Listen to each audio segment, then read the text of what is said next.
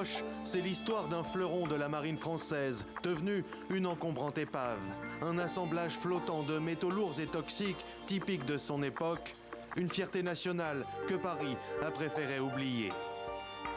Le Foch est un porte-avions d'escadre. Pendant 37 ans, le porte-avions est un étendard tricolore sur les mers du monde, déployé au Liban ou en Yougoslavie.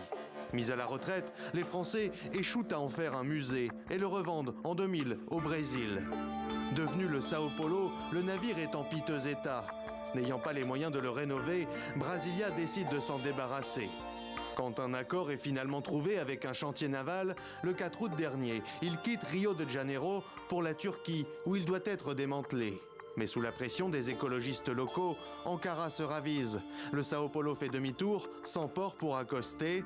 Commence alors une longue errance en mer, jusqu'à ce que les autorités brésiliennes annoncent ce vendredi son sabordage à quelques 350 km au large des côtes, à 5000 mètres de profondeur.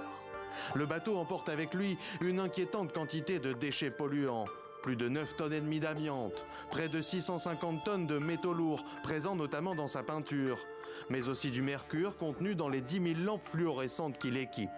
Une aberration, un crime selon les associations écologistes.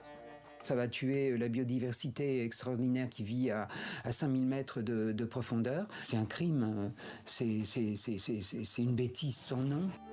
Les ONG dénoncent une violation des traités environnementaux, une pollution volontaire aux conséquences inconnues sur la vie subaquatique, un sabordage en catimini pour faire taire les critiques.